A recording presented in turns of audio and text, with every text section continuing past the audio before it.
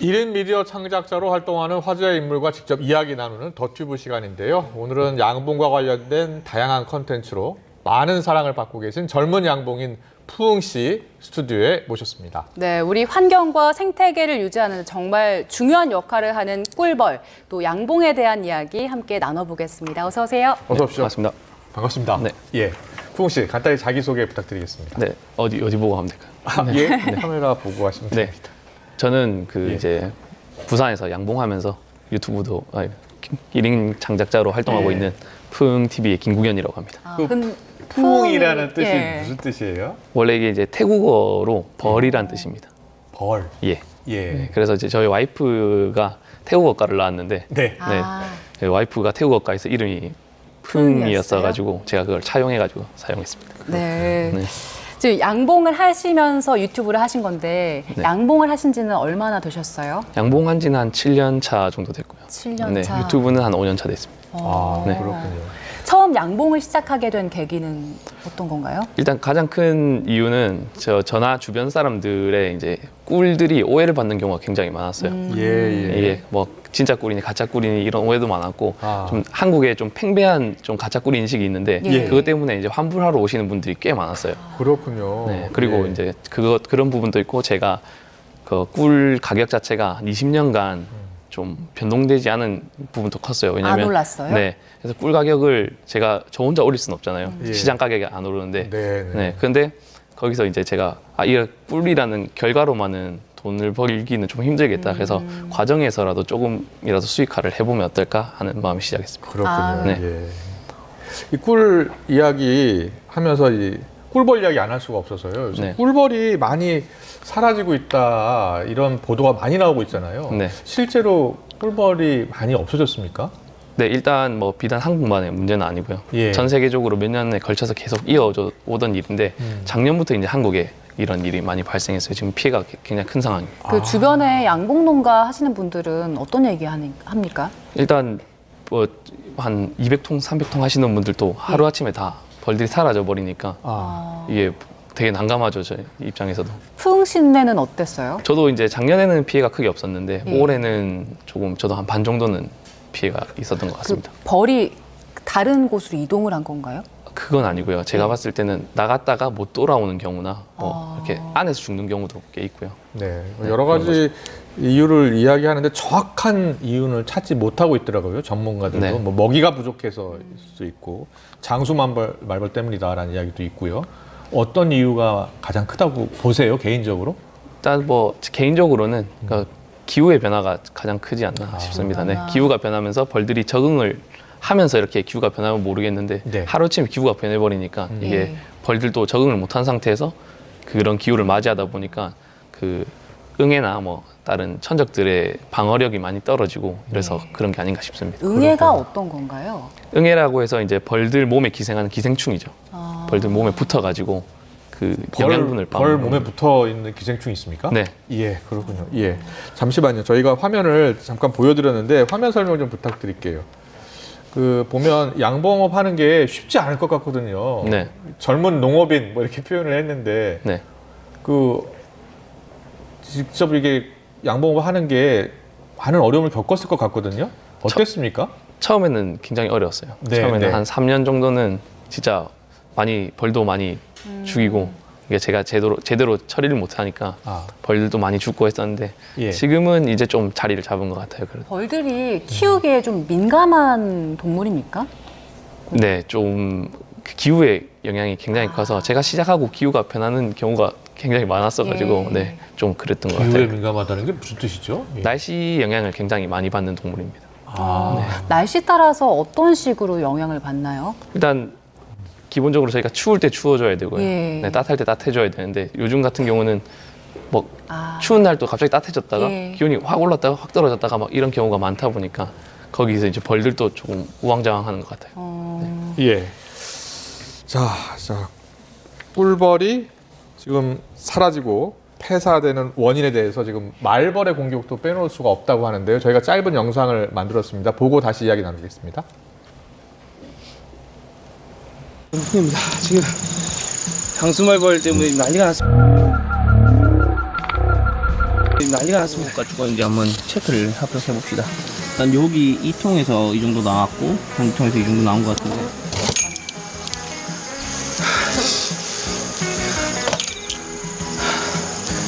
일단 빨리 잡고.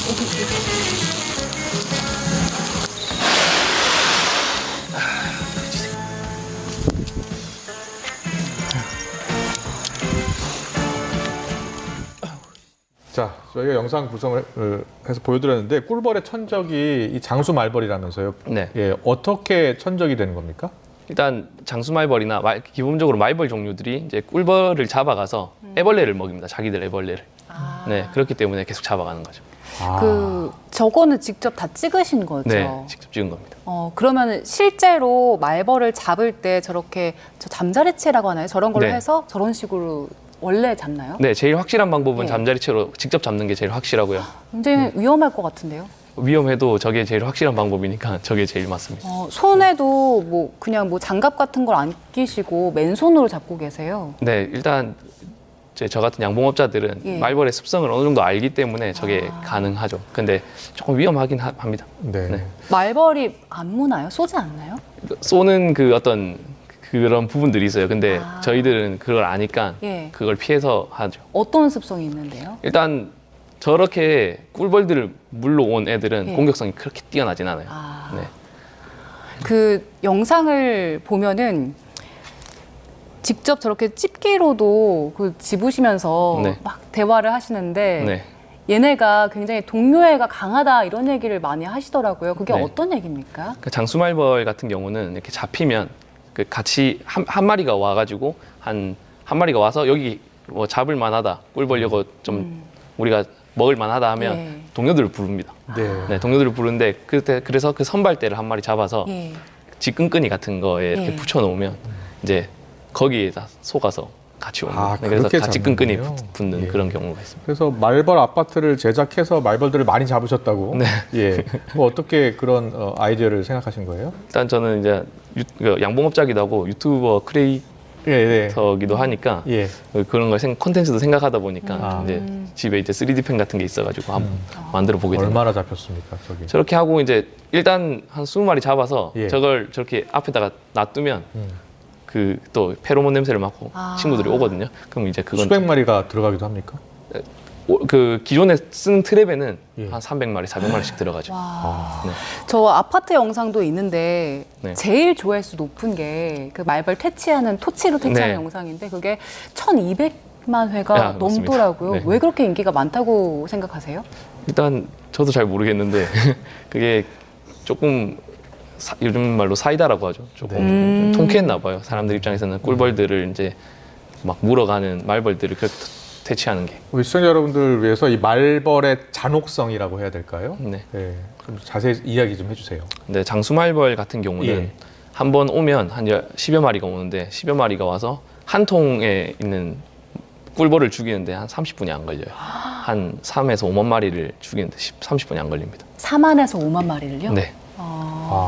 그럼 그동안에 열심히 키워놨던 꿀벌들이 30분 만에 사라질 수도 있는 건가요? 그렇죠. 그러니까 근데 한 통만 없애는 것도 아니고 예. 예. 저희가 만약에 못 봤다? 한 2시간 있었다 하면 한 4-5통 그냥 없어지는 그래요? 거죠. 네. 그럼 뭐 완전히 말벌과의 전쟁을 해야 되겠네요. 그렇습니다. 예. 네. 근데 이 말벌이 우리나라 토종 말벌도 있고 네.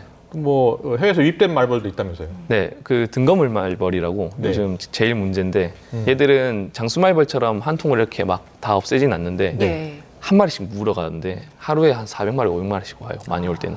물어서 간다고요? 네, 물어가요. 물어가서 이제 꿀벌에서 필요한 부분만 잘라내고 자기들 애벌레 먹이고 꿀벌 버리는데 그렇게 하면 보통 등거물 말벌이 물어가는 애들이 외역봉이라고 바깥 일을 하는 벌들이거든요. 네. 바깥 일 하는 애들을 자꾸 물어가니까 바깥 일 하는 벌들이 없어지고 그러면 이제 벌통의 그 체계가 조금 무너지죠.